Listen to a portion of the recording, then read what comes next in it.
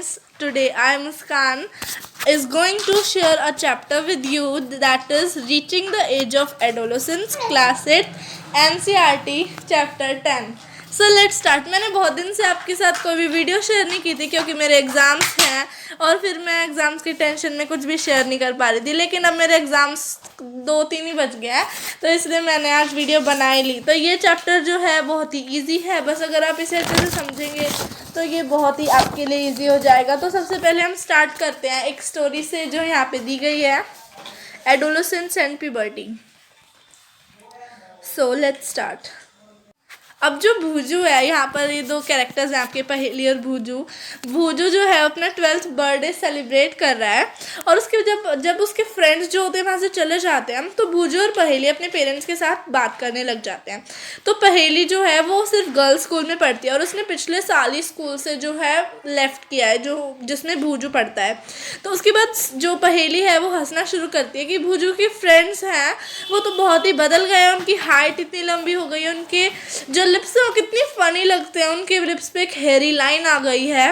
तो उसकी मम्मी कहती है कि अब बॉयज़ जो है बड़े हो गए हैं. ग्रोथ जिस दिन से हम पैदा होते हैं उसी दिन से शुरू होती है, जिस दिन से हमारा बर्थ होता है. लेकिन जब हम 11 और 12 ईयर्स के हो जाते हैं तो ऐसे चेंजेस होते हैं जो मार्केबल होते हैं, जो दूसरों को दिखाई देते हैं और इसे ही कहते हैं एडोलेसेंस. ये जो चेंजेस होते हैं जो मार्केबल होते हैं उसका मतलब ये होता है कि अब आप चाइल्ड नहीं हो, आप अब बड़े होने की तरफ जा रहे हो, becoming an adult. So growing up is a natural process. अब जो ग्रो होते हैं वो एक नेचुरल प्रोसेस है. When the body undergoes changes leading to reproductive maturity, that is called adolescence. Now, यहाँ पर भी डेफिनेशन दे रखी है. Period of life when body undergoes changes leading to reproductive maturity is called adolescence. Adolescence जो है 11 years से start होती है और 18 और 19 ईयर्स तक लास्ट करती है. इस पीरियड को टीन्स भी बोलते हैं. एडोलेसेंट्स, अब देखो टीनेजर होते हैं तो 13, 14, 15 तो ऐसे हम टीन्स बोलते हैं ना, तो teenagers are also known as adolescents. तो गर्ल्स में जो एडोलेसेंस होती है वो 1 ईयर या फिर 2 ईयर पहले ही स्टार्ट हो जाती है बॉयज़ से पहले. और adolescence person to person vary करती है, किसी में ज़्यादा जल्दी हो जाती है, किसी में बहुत ही लेट होती है. So it is not defining that यहाँ से शुरू हो जाती है. That is the point I want to say. Now human body undergoes several changes during adolescence. Human body बहुत सारे चेंजेस में जाती है. जो चेंजेस होते हैं ना उन्हें हम बोलते हैं puberty. The changes at adolescence are puberty.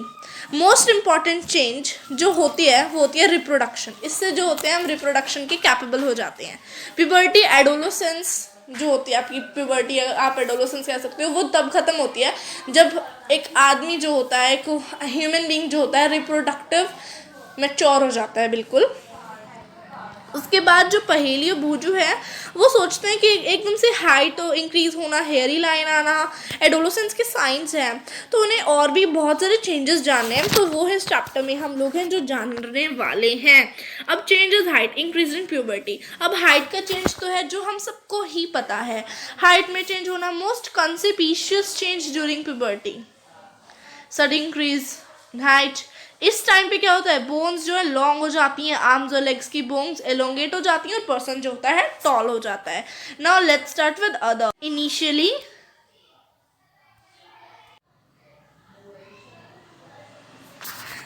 initially girls grow faster than boys, but about 18 years of age both reach their maximum height. The rate of growth in the height varies in different individuals. Now, there is no need to paheli to worry. All parts of the body do not grow at the same rate.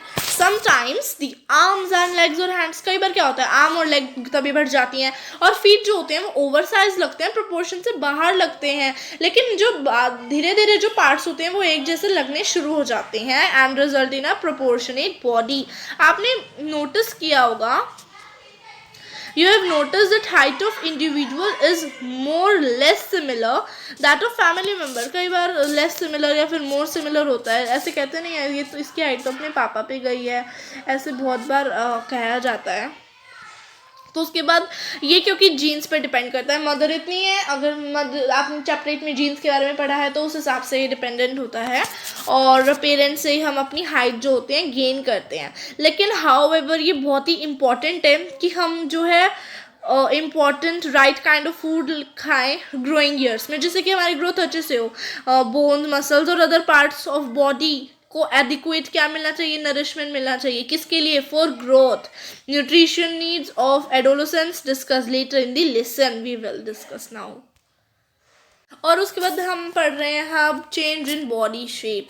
Body shape में change की बात करेंगे अब हम। अब body shape, अब देखो आपने बहुत बार देखा होगा कि जो हमारी क्लास में बॉयज़ होते हैं उनके ब्रॉडर शोल्डर होते हैं और वाइडर चेस्ट होती हैं, जो कि बॉयज़ जूनियर क्लासेस में होते हैं उनसे ज़्यादा वाइडर चेस्ट होती हैं।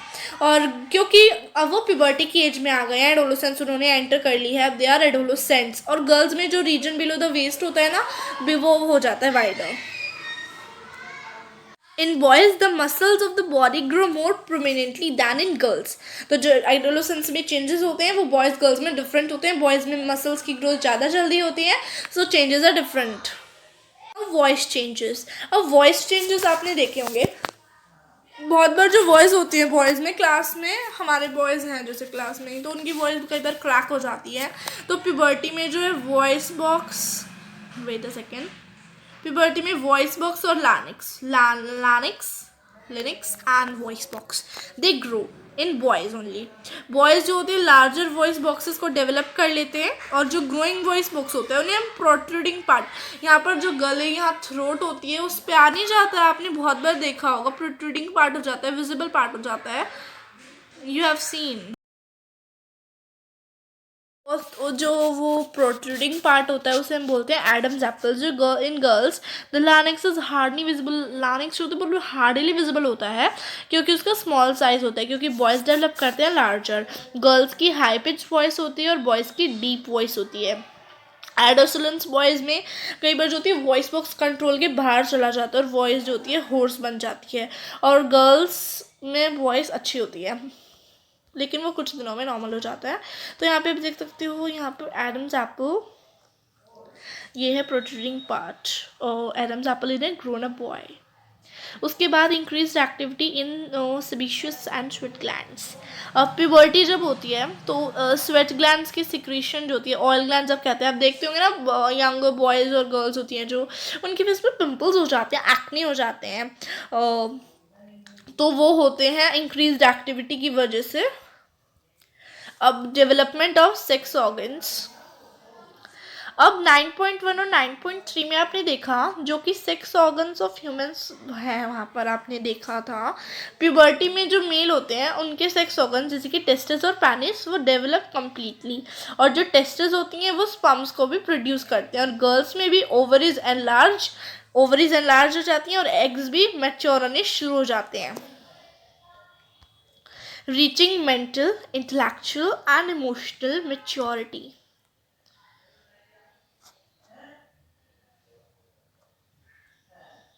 सो फ्रेंड्स, एडोलेसेंस होता है जो वो पीरियड होता है किसका, थिंकिंग का, ये पर्सन्स की वे, जो पर्सन की थिंकिंग होती है वो बदलती है। एडोलेसेंस मोर इंडिपेंडेंट होते हैं और वो सेल्फ कॉन्शियस होते हैं। इंटेलेक्चुअल डेवलपमेंट उनकी माइंड में होता है और वो बहुत ही ज़्यादा कंसिडरेबल टाइम दे पाते हैं थिंकिंग में। मतलब आप सोच सकते हैं, अब आप सोचते हैं कि अगर भाई पढ़ेंगे नहीं ना तो ठेला लगाना भी पड़ जाएगा।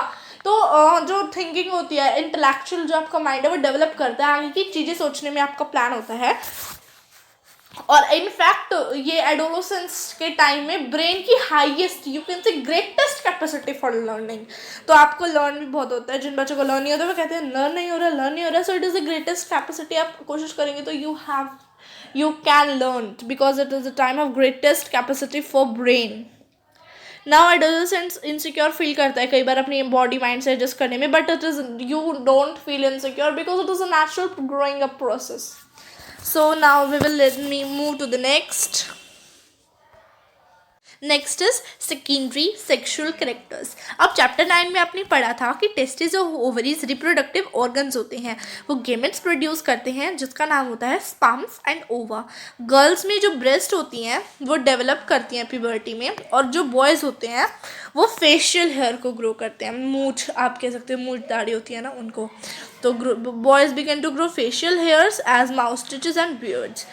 सो ये फीचर्स हेल्प करते हैं मेल और फीमेल में फ़र्क बताते हैं, are known as secondary sexual characters. तो ये जो फ़र्क होते हैं, बॉयज़ में फेशियल हेयर ग्रोथ होती है और गर्ल्स की ब्रेस्ट डेवलप हो जाती है, और ये होते हैं आपके सेकेंडरी सेक्सुअल कैरेक्टर्स। अब बॉयज़ अपनी चेस्ट पे भी हेयर को डेवलप कर लेते हैं। बॉयज़ और गर्ल्स में हेयर्स आर्म्स के नीचे और region above the thighs and the pubic region grow होते हैं। उसके बाद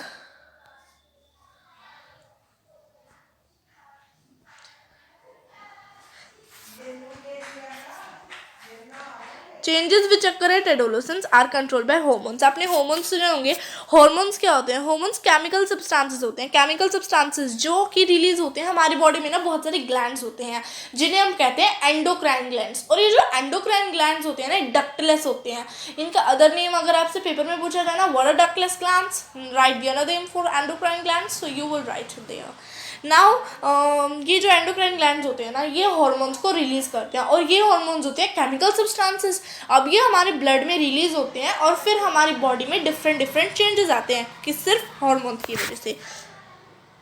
मेल हार्मोन होता है टेस्टोस्टेरोन और फीमेल हार्मोन होता है एस्ट्रोजन। फीमेल हार्मोन होता है फीमेल हार्मोन एस्ट्रोजन होता है। So milk secreting glands or mammary glands develop inside breast in girls. In girls, production of these hormones is under the control of another hormone. एक और hormone होता है जो hormone को भी कंट्रोल करता है, मतलब हार्मोन का बॉस होता है जो हार्मोन को कंट्रोल करता है। And the name of the hormone is pituitary gland. इस ग्लैंड से वो सिक्रेट होता है, known as pituitary gland. Pituitary gland. और उसके बाद आपका आ जाएगा role of hormone and initiating reproductive function. इन रिप्रोडक्टिव फंक्शन में हार्मोन्स का क्या रोल होता है? तो एंडोक्राइन ग्लैंड्स हार्मोन्स को रिलीज करते हैं ब्लड स्ट्रीम में, ये मैंने आपको बताया। अब जो ब्लड स्ट्रीम में पर्टिकुलर जगह जब वो हार्मोन्स को रिलीज करते हैं ना, उसे हम कहते हैं टारगेट साइट। जो टारगेट साइट होती है वो हार्मोन को रिस्पॉन्ड करती है और फिर चेंजेस होते हैं। देखो यहाँ दे रखा है, there are many endocrine gland और ductless glands in the body. और then the testis and ovaries secrete sex hormones. Testis और ओवरीज सेक्स ऑर्गन्स होते हैं, तो ये सेक्स हॉर्मोन्स को रिलीज करते हैं। आपने अभी भी पढ़ा कि हार्मोन्स चेंजेस जो होते हैं उनमें रिस्पॉन्सिबल होते हैं, सेकेंडरी सेक्सुअल कैरेक्टर्स में रिस्पॉन्सिबल होते हैं। सेक्स हॉर्मोन्स के भी कंट्रोल में होते हैं, पिट्यूटरी ग्लैंड से रिलीज होते हैं जो।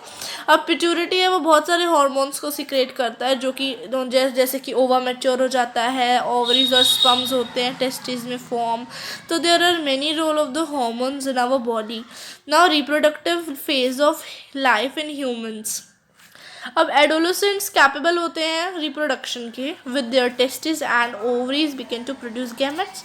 Now the capacity for maturation and production of gametes last for a much longer time in males than in females. तो जो in females the reproductive phase of life begins and puberty. Puberty पे start हो जाता है 10 to 12 and last up to approximately 45 to 50 years. 45 to 50 years तक growth होती है और प्यूबर्टी के ऑनसेट पे स्टार्ट होता है। एक ओवम जो होता है ना,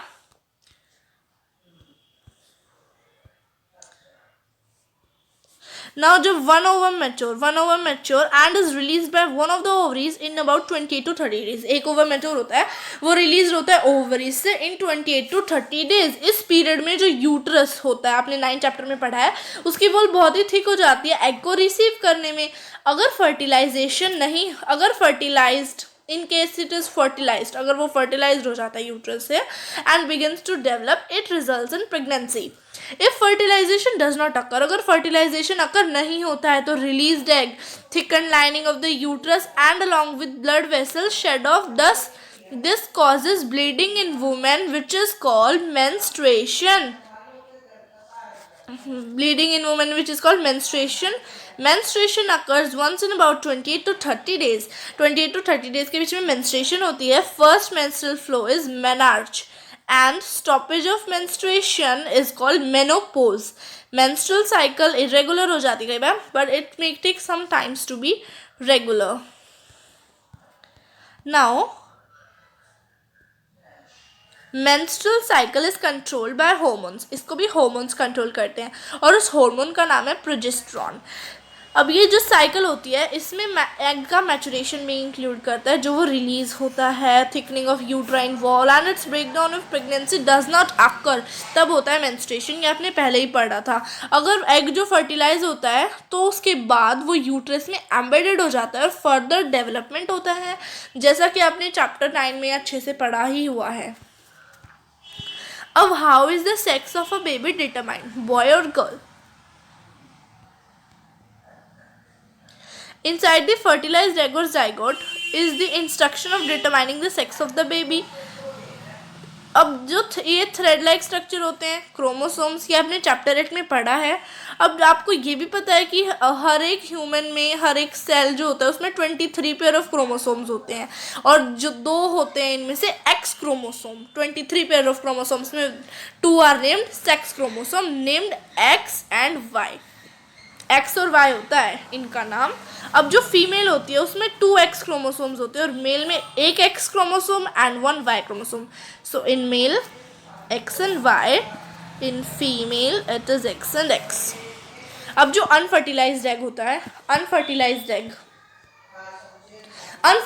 एग होता है जो, वो हमेशा एक्स क्रोमोसोम कंटेन करता है क्योंकि फीमेल में एक्स क्रोमोसोम ही होता है, 2 एक्स क्रोमोसोम्स. अगर अब स्पर्म है वो वाई क्रोमोसोम को कंट्रीब्यूट करता है, तो जब ये फ्यूज होंगे, एक्स और वाई जब फ्यूज होते हैं तो ये डेवलप करेगी मेल चाइल्ड में. लेकिन जब स्पर्म एक्स में कंट्रीब्यूट करेगी, एक्स क्रोमोसोम और एक्स क्रोमोसोम जब उनका फ्यूजन होगा तब होगा फीमेल चाइल्ड डेवलप. तो ये आपको फर्क जानना है. तो याद रखो X and X will result in female, X and Y will result in male. तो उसके बाद यहाँ पर आप देख सकते हो, यहाँ पर आपको अच्छे से दिखाया होगा x plus x will develop into a female child, y and x will develop into a male child. यहाँ पे अच्छे से है. अब hormones, then other sex hormones. Sex hormones के अलावा जो भी हॉर्मोन्स होते हैं, तो यहाँ पे डायग्राम दिया हुआ है. Let's see this diagram. अब ये जो डायग्राम है ना, ये है आपका पिट्यूरिटी ग्लैंड. सॉरी मॉम, ये क्या हो रहा है? अब देखो यहाँ पर ये होता है पिट्यूरिटी ग्लैंड, ब्रेन के पास होता है. ये आपका thyroid gland, this one is pancreas, this one is adrenal gland, this one is a position of the ovary in a female and this is the testis. तो उसके बाद मैं आपसे ये बोलना चाह रही थी कि ये पिट्यूरिटी के अलावा बहुत सारे हार्मोन्स होते हैं जो यहाँ पर आपको दिखाए गए हैं. अब ये हार्मोन्स भी रिलीज़ करते हैं. हार्मोन्स कौन कौन से रिलीज़ करते हैं ये मैं आपको बताना चाहूँगी. अब देखो, बहुजू और पहेली जो हैं वो एक अपनी आंटी के घर गए जो थी एक डॉक्टर. अब ना उन्हें एक बॉय याद आता है जिसका नाम है काका, और उसकी बहुत ही बड़ी थ्रोट है, बहुत ही बल्जिंग जो है उसका थायराइड ग्लैंड है ना, बहुत बड़ा है. तो उनकी आंट बताती है कि जो काका है ना वो गॉइटर से सफ़र कर रहा है. गॉइटर तब होता है जब थायराइड ग्लैंड अपना हार्मोन रिलीज़ करना बंद कर देता है. और थायराइड ग्लैंड कौन सा हार्मोन रिलीज़ करता है? यहाँ पे मैं ना सारे ग्लैंड लिखूंगी अभी. Thyroid gland release thyroxine, pancreas, insulin. Now insulin और एडर्नल जो ग्लैंड होता है आपका, adrenal release adrenaline. So these are the glands you can see here: pancreas, insulin, adrenals, adrenaline. तो ये आपके इसमें हो सकता है. और थायराइड और जो एड्रेनल्स होते हैं वो और हार्मोन्स भी रिलीव करते हैं और जिन्हें ग्रोथ हार्मोन भी कहते हैं. पिट्यूरिटी ग्रोथ हार्मोन को सीक्रेट करता है. पिट्यूटरी ग्लैंड हमारी ग्रोथ हार्मोन को सीक्रेट करता है। उसके बाद role of hormones in the completing history of insects and frogs. अब जो इंसेक्ट्स और फ्रॉग होते हैं, तो उसके बाद आपने 9th चैप्टर में पढ़ा था मेटामॉर्फोसिस, जो ग्रोथ होती है फ्रॉग में, उसे क्या कहते हैं, मेटामॉर्फोसिस। मेटामॉर्फोसिस एक इंसेक्ट कंट्रोल्ड इंसेक्ट हार्मोन है। फ्रॉग में ये वाला हार्मोन होता है जिसे थायरोक्साइन कंट्रोल करता है। फ्रॉग में जो आपकी ग्रोथ होती है वो किससे होती है, मेटामॉर्फोसिस से। ओके, अब जो थायरोक्सिन की प्रोडक्शन होती है ना, वो आयोडीन प्रेजेंस होता है आपका, मतलब thyroxine is produced with the presence of iodine in water. अब जिस वाटर में टेडपोल्स हैं, अगर उसमें सफिशिएंट आयोडीन नहीं है तो टेडपोल्स एडल्ट नहीं बन सकते, क्योंकि मेटामॉर्फोसिस प्रोसेस होने के लिए आपकी आयोडीन जो रहती है एसेंशियल होती है आयोडीन। उसके बाद है रिप्रोडक्टिव हेल्थ। रिप्रोडक्टिव हेल्थ भी, अब जो फिजिकल और mental wellbeing of individual is regarded as individuals health. Body को हेल्दी रखने के लिए किसी भी एज में पर्सन्स को क्या करना चाहिए, एडिक्वेट फिजिकल एक्सरसाइज करनी चाहिए। So it is this reproductive health. Now nutrition needs. अब देखो हॉर्मोन्स हैं, तो अब जो है न्यूट्रिशन नीड्स भी होती हैं। चलो अब न्यूट्रिशन नीड्स भी देख लेते हैं। अब एडोलसेंस एक ऐसा स्टेज होता है जिसमें रैपिड ग्रोथ और डेवलपमेंट होती है। तो जो डाइट होती है एक एडोलसेंट के लिए, वो जो होनी चाहिए एकदम केयरफुली प्लान्ड होती है वो डाइट जो होती है। अब आपने पहले ही पढ़ा है कि जो balance diet you know that balance diet means that include all the meals in a proper amount में कार्बोहाइड्रेट्स हो गए, फैट्स हो गए, विटामिन हो गए, सब कुछ जो रिक्वेस्ट प्रोपोर्शन में होता है। तो एडोलसेंट्स को बैलेंस डाइट लेनी चाहिए। Indian meal, dal, chapati, rice and vegetable are very important. Milk भी एक बैलेंस डाइट खुद ही है, और फ्रूट्स जो होते हैं वो नरिशमेंट प्रोवाइड करते हैं। फॉर इन्फेंट्स के लिए मदर मिल्क सारी ही नरिशमेंट प्रोवाइड करता है जो भी उन्हें चाहिए होती है फॉर इन्फेंट्स। अब जो आयरन होता है वो ब्लड्स, क्योंकि जो आयरन से आप कहते हैं खून की कमी दूर होती है। और आयरन रिच फूड कौन कौन से होते हैं जो कि एडोलसेंट्स को खाने ही चाहिए, कौन कौन से, लीफी वेजिटेबल्स, हरी सब्जियां, जैगरी, गुड़, मीट, सिट्रस मीन्स आंवला, इंडियन गूसबेरी, आंवला, you can say citrus lemon, या फिर सिट्रस फ्रूट्स आप कहते हैं, खट्टे होते हैं, जो are good for adolescents. Adolescents को तो मैगी बहुत पसंद होती है ना, पिज़्ज़ा खाएंगे, वो तो बर्गर खाएंगे, तो आपको अपनी हेल्थ पे भी ध्यान देना होता है, तो ये सब्जियां भी खाया करो। तो उसके बाद लंच और डिनर होती है ना, उनकी मील्स को भी चेक करो, क्या ये सब इंक्लूड करते हैं, सीरियल्स इंक्लूड करते हैं, एनर्जी देते हैं, मिल्क, मीट, नट्स, पल्सेस जो प्रोटीन्स देते हैं वो भी प्रोवाइड होती हैं क्या, और ग्रोथ से रिलेटेड क्या क्या आप कर सकते हैं वो आप अपने मील में चेक कीजिए कि सब कुछ होता है नहीं। अब फैट्स और शुगर एनर्जी देते हैं वो भी चेक करें आप अपनी मील में। अब जो चिप्स होते हैं वो पैक्ड होते हैं, या फिर टिन स्नैक्स होते हैं, चिप्स होते हैं, वो बहुत ही टेस्टी होते हैं, लेकिन उन्हें रेगुलर मील्स पे रिप्लेस नहीं करना चाहिए। स्वाद ही सब कुछ नहीं होता है, हेल्थ भी देखनी होती है, हमेशा उन्हें नहीं खाना चाहिए। कभी कभी खाते हैं तो उसका कोई फ़र्क नहीं पड़ता है। तो इसमें देखो लिखा है should never replace regular meals, क्योंकि वो एडिक्वेट न्यूट्रिशनल वैल्यू को नहीं देते हैं, उनके पास नहीं होती है।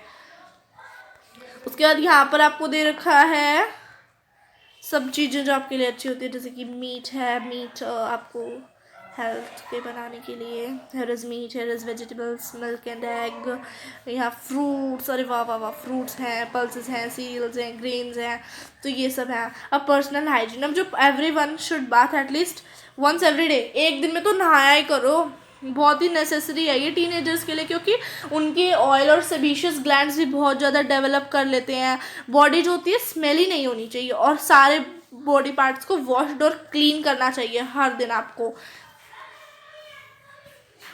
Girl cleanliness is not maintain, there are many chances of bacterial infection. अगर क्लीनिनेस आप नहीं रखती हो तो बैक्टीरियल इन्फेक्शन हो जाएगा। गर्ल्स मेंस्ट्रुअल फ्लो के टाइम पे क्लीनिनेस का ध्यान दें, उनको अपनी मेंस्ट्रुअल साइकिल जब होती है तो वो प्रिपेयर रहें, और सैनिटरी पैड्स या नैपकिन्स को यूज़ करें और 4-5 आवर्स में उनको चेंज करें। Physical exercises, a walking player in fresh air keeps the body fit and healthy. Physical exercise से ये होता है, बहुत ही यंग बॉयज़ जो होते हैं और गर्ल्स होते हैं उन्हें वॉक्स करनी चाहिए, एक्सरसाइज करनी चाहिए और आउटडोर गेम्स भी खेलने चाहिए। पढ़ाई के साथ games are also very much necessary. Now say no to drugs. अब एडोलेसेंस एक ऐसा पीरियड होता है जिसमें माइंड और बॉडी बहुत ही एक्टिविटी होती है और ये ग्रोइंग अप होता है। अब इससे आपको कंफ्यूज नहीं होना है, ना इनसिक्योर होना है। अगर कोई आपको बताए कि आप सब ड्रग्स ले लो, अगर आपको रिलीफ चाहिए, आपको ड्रग्स लेने हैं, तो आप नो कहें जब तक आपको डॉक्टर प्रिस्क्राइब नहीं करता है, क्योंकि ड्रग्स जो होते हैं वो एडिक्टिव होते हैं, आपको उसकी आदत पड़ जाएगी, लत लग जाएगी। अगर आप उन्हें एक बार ले लोगे ना तो आपको लगेगा कि चलो एक और बार ले लेते हैं, और ये बहुत ही हार्मफुल, बहुत ही नशीली जो है, बहुत ही लत हो जाती है फिर आपके लिए, और आपकी बॉडी को बहुत ही हार्म पहुंचाते हैं। हेल्थ और हैप्पीनेस को ना ये ना रूइन कर देते हैं, एकदम ख़त्म कर देते हैं। उसके बाद आपने सुना होगा एड्स के बारे में। एड्स जो होती है बहुत ही डेंजरस वायरस HIV से होती है। ये वायरस नॉर्मल पर्सन से इन्फेक्टेड पर्सन से भी पहुंच जाती है जब सिरिंजेस को शेयर करते हैं, जो कि हॉस्पिटल्स में यूज़ होते हैं ड्रग्स इंजेक्ट करने के लिए। और उसके बाद ये इन्फेंट को भी हो जाता है, मदर का जो मिल्क होता है उससे भी ट्रांसफ़र हो जाता है। अगर मदर HIV से है तो it can also transmitted by the sexual contact with the person having HIV। So you should be very careful. And there is a chapter ख़त्म हो गया है। And please if you have any doubts, so write in the comment box. Here I am with you and I will clear your all doubts. Okay friends, bye bye, and please don't forget to subscribe my channel if you are new. Press the bell icon, like the video, share, and please support my channel. Thank you.